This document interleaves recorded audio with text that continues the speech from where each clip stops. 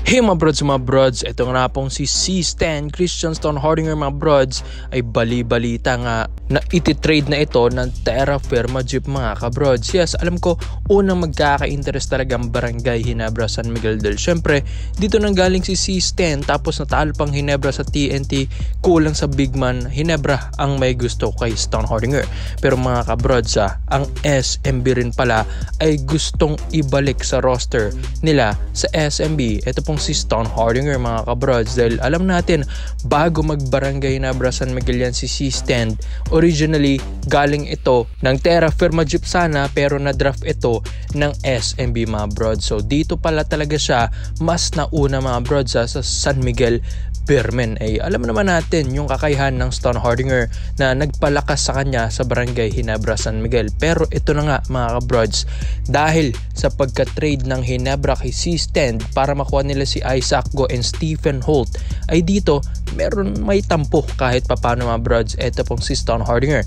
Kaya kapag nag-offer sa kanyang SMB at Ginebra, alam ko mas pipiliin niya ang San Miguel Bermen mga brods. Yes, alam natin na trade si C-Stan sa Northport Batampier, pero for his own good yun mga kabrods sa Northport Batampier, para nga mas lumakas at lumabas yung talent ni C-Stan doon sa Northport Batampier, dahil nasasapawan siya dati ni The Kraken John Fajardo sa oras ng laro dahil limitado lang ang kanyang minuto.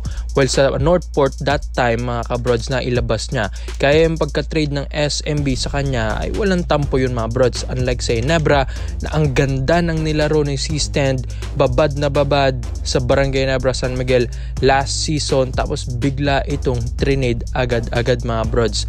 So medyo masakit yun kay Stonehardinger at nilinaw pa niya na hindi niya iniwan ang Ginebra, kung saan ang Ginebra pala ang nang iwan kay Stonehardinger mga brods. Kaya kung ito ay pagpipiliin, syempre SMB na agad ito mga kabrods. Well, dito hindi na rin siya mahihirapan dahil nandito si The Kraken, Junmar Fajardo, and yun syempre yung mga ilang players din na nandyan ay alam natin na nagkaroon na rin siya ng chemistry dati dyan mga kabrods, at alam na rin niya yung sistema dahil nandito pa rin naman ito pong si Coach Leo Austria.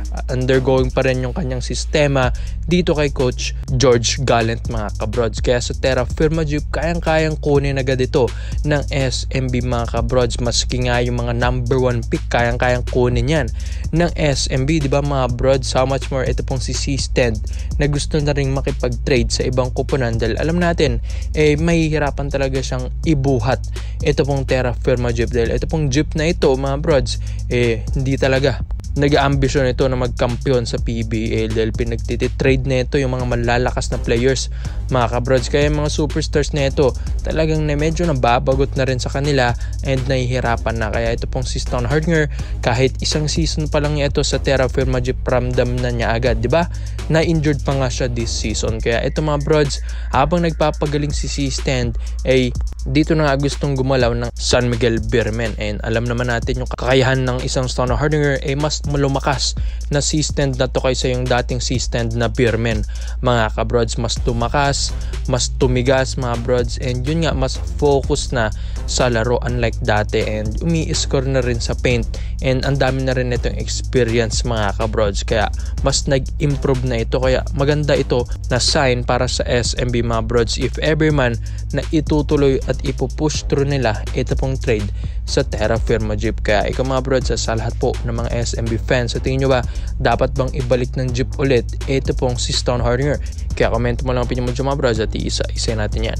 Mga kabrods, yes, alam ko na balita na natin itong si Kenneth Farid na gustong kunin ng San Miguel Bermen mga brods, pero knowing na nakita natin sa mga ilang reports and rumors na naka-line up na pala yung Quincy Miller sa SMB, at yun nga sa EASL nga siya na line up pero mag-i-stick sila kay Quincy Miller. Yun din yung mga ayon sa reports natin. Kaya yung ito pong si Kenneth Farid na nabalitang ongoing ang kanyang negotiation sa SMB mga brods, baka nga mag-fade na yun dahil may import ng SMB. Kaya ito na nga mga brods, sa akin din sa mga reports natin, para hindi nga lang din masayang ang negotiation kay Kenneth Farid, pinag-iisipan ng Barangay Ginebra San Miguel kung kukunin pa ba nila si Justin Brownlee next season, knowing na burnout na si JB and maglalaro pa sa November 21 against New Zealand sa Mawa Arena dahil sa FIBA Asia Cup qualifiers, And November 24, mga kabrods, against Hong Kong naman sa MOA Arena pa rin yan. So kaya nga, medyo itong si Brownlee, mga kabrods, napapagod din. Hindi rin naman ito immortal na ibang mga imports, mga kabrods. Diba? Tao rin naman si JB, sabi nila. Diba, mga brods? Kaya ito na nga,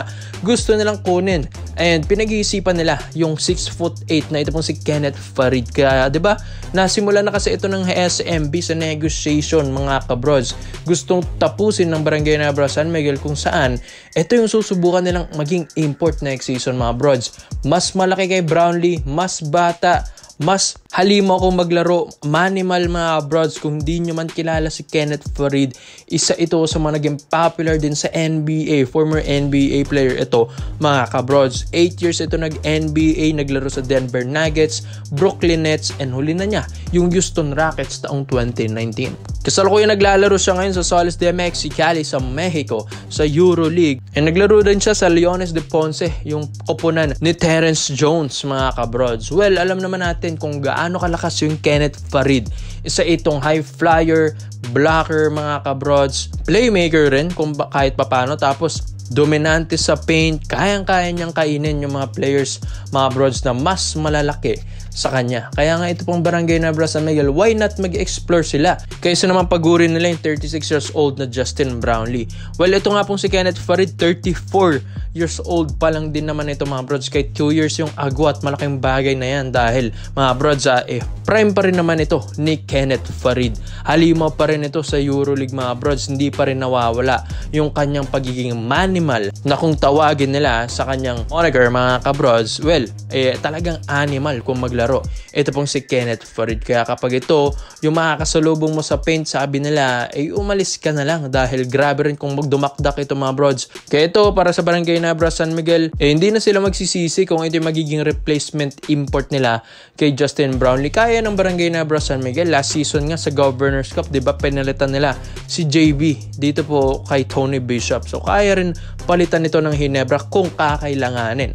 Dahil syempre, mapapagod naman na talaga si Brownlee. Kaya nga, diba, hindi sila nanalo ngayong championship against TNT Tropang Giga na burnout na yung kanilang Gen Kings import na si Brownlee, mga brods. Kaya ito pong si Kenneth Farid, bago, fresh ito sa PBA at alam ko marami itong pahihirapan na koponan. Di na siguro magsisisi ang Hinebra dito, mga brods, diba? At isa pa, naging Team USA player rin itong si Kenneth Farid, mga kabrods, noong 2014 sa Spain. And guess what? Naka-gold din sa dyan.